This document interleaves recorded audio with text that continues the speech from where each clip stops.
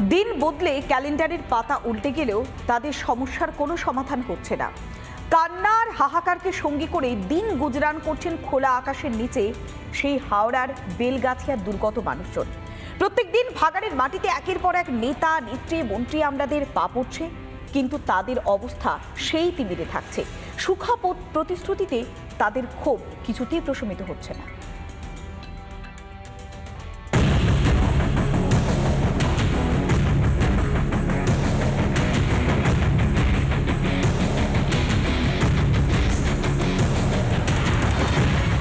পাঁচ দিন পেরিয়ে গেলেও সেই তিমিরেই হাওড়ার বেলগাছিয়া ভাগাড়।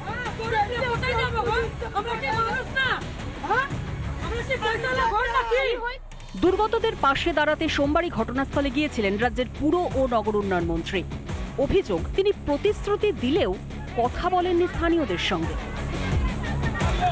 পরে যদিও বিরোধী দলনেতা এলাকায় গেলে পুলিশ হামলে পড়ে তার উপর, আক্রান্ত হন তিনি।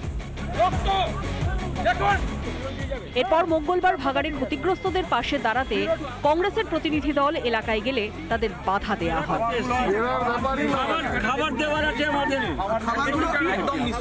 পুলিশের সঙ্গে তার এক দফায় বাগবিতণ্ডা হয়েছে, যেখানে পুলিশ তাকে ভেতরে প্রবেশ করতে বারণ করে এবং পুলিশের তরফ থেকে দাবি করা হয় যে নিরাপত্তাজনিত কারণে তাকে ভেতরে প্রবেশ করতে দেওয়া হবে না। তবে দীর্ঘক্ষণ আলোচনার পর একটা নির্দিষ্ট জায়গা পর্যন্ত শুভঙ্কর সরকার তিনি এসে পৌঁছেছেন। আর এদের এই যে সালামি দিয়ে ঘর নেওয়ার যে প্রক্রিয়া দালাল চক্র লেগে পড়েছে, এটাও দেখুক। নবান্ন থেকে বেশি দূর নয়, নবান্নের মুখ্যমন্ত্রীর ঘরের বারান্দায় দাঁড়ালে এই ধাপা দেখা যায়। শুধু পৌরসভাকে দোষারোপ দিয়ে কিছু নয়।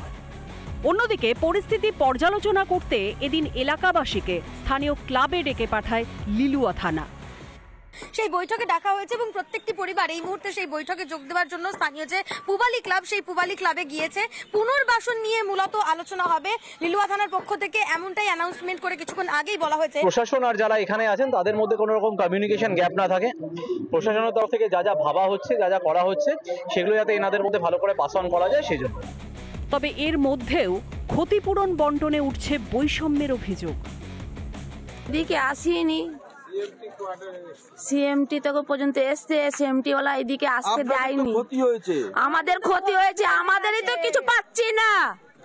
আমাদের ক্ষতি হচ্ছে, আমাদের কিছু পাচ্ছি না। কেন পাচ্ছি না? অন্য লোককে কি দিয়ে দিচ্ছে? ভালো ভালো মানুষ সব পাচ্ছে, আমি আমার ঘর চাপা পড়ে গেছে, আমি পাচ্ছি না।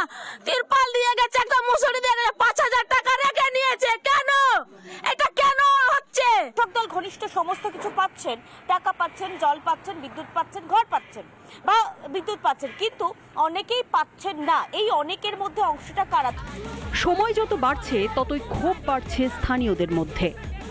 কোনো কিছু পেয়েছো? না, এখনো পাওনি। না। কেন পাচ্ছ না? এবার ওনারাই জানে, সামনে ইলেকশন আসছে দেখা দেওয়ার জন্য আমি আছি, কিছুই তো করছে না। দিচ্ছে তো ওদিক দিয়ে ঘুরে চলে যাচ্ছে। যাদের দেবার কথা নয় তাদেরকে দিচ্ছি, আমাদের দিচ্ছে না। থাকবো এখানেই, যাবো না কোথাও, এখানেই মরবো। মানুষরা যেভাবে এই এলাকা থেকে তারা অন্য স্তরে যেহেতু যেতে চাইছে না, তাদেরকে অন্য জায়গায় বসাতে চাইছে সরকার।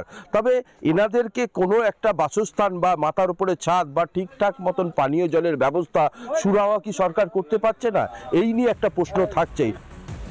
কোথাও নর্দমার জলে ভেসেছে রাস্তা, কোথাও ভ্যাট উপচে রাস্তায় পড়েছে নোংরা। আর কতদিন এভাবে দিন গুজরান করতে হবে ছাধারা মানুষগুলোকে?